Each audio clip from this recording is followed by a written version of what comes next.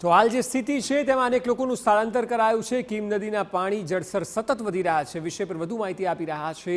સંવાદદાતા બળદેવ સુથાર। બળદેવ, જણાવો કે હાલ જે જિલ્લાની સ્થિતિ છે તેમાં કયા કયા વિસ્તારો વધારે પ્રભાવિત થયા છે, આગામી કલાકો કેવા રહી શકે છે?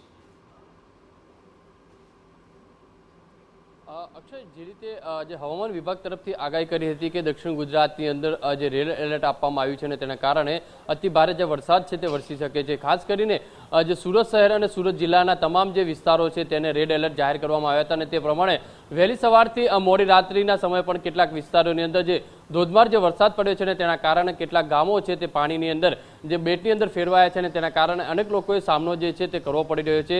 જે ખાસ કરીને જે વાત કરીએ તો મોડી રાત્રિથી સતત જે સુરત જિલ્લાની અંદર જે વરસાદ પડી રહ્યો છે તેની અંદર સૌથી જે વધુ વરસાદ છે તે ઉમરપાડા તાલુકાની અંદર 105 mm જે પડ્યો છે અને જે કહી શકાય માંડવી તાલુકાની અંદર 45 mm,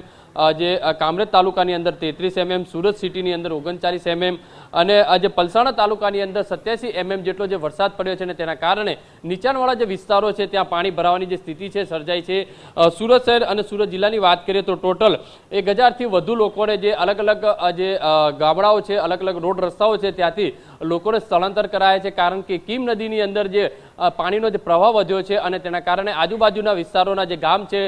જે નદી તટના જે ગામો છે તેને એલર્ટ કરવામાં આવ્યા હતા। અને ખાસ કરીને મહત્વની વસ્તુ એ છે કે કુલ પંચાયત વિભાગના 87 જેટલા જે રસ્તાઓ છે તે બંધ છે અને કુલ સ્ટેટ હાઈવે જે કહી શકાય છે કે સુરત જિલ્લાની અંદર જે સમાવેશ થઈ રહ્યા છે એવા 7 જે હાઈવે છે તે બંધ કરવામાં આવ્યા છે। હજુ પણ જે કેટલાક વિસ્તારોની અંદર જે વરસાદ જે વરસી રહ્યો છે તેના કારણે જે નીચાણવાળા જે વિસ્તારો છે તેમને સ્થળાંતર કરવાની જે કામગીરી છે તે તંત્ર તરફથી કરવામાં આવી રહી છે। આખા જિલ્લાની વાત કરીએ તો આખા જિલ્લાની અંદર વહેલી સવારથી સતત જે વરસાદ પડી રહ્યો છે,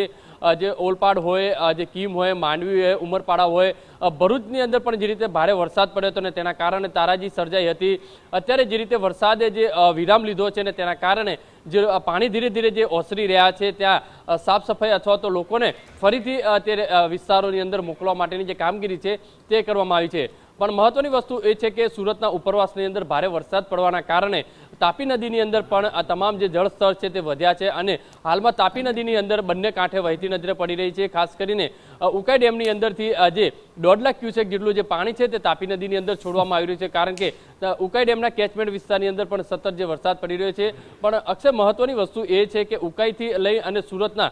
જે રાંદેર વિસ્તારમાં આવેલો જે કોઝવે છે ત્યાં કેચમેન્ટ વિસ્તારની અંદર સતત જે વરસાદ પડી રહ્યો છે અને તે પણ એક ચિંતાજનક કહી શકાય છે। હાલમાં તો તંત્ર દ્વારા સાવચેતીના ભાગરૂપે તાપી નદીની અંદરથી સતત જે પાણી છે તે છોડવામાં આવી રહ્યું છે। હજુ પણ હવામાન વિભાગ તરફથી જે રીતે આગાહી કરી છે, હજુ પણ 24 કલાકની અંદર સુરત અને સુરત જિલ્લાની અંદર સતત ભારે વરસાદ વરસી શકે છે અને તેના ધ્યાનમાં રાખીને સુરત કલેક્ટર વિભાગ દ્વારાથી તમામ જે અધિકારીઓને જે જિલ્લાની અલગ અલગ જે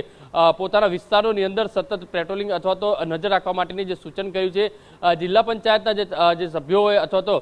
ગામડાઓના જે સભ્યો હોય છે તેમના કોન્ટેક્ટ કરી અને તેમના જે જરૂરિયાત પ્રમાણે જે કામગીરી અથવા તો જરૂરિયાત પ્રમાણેની જો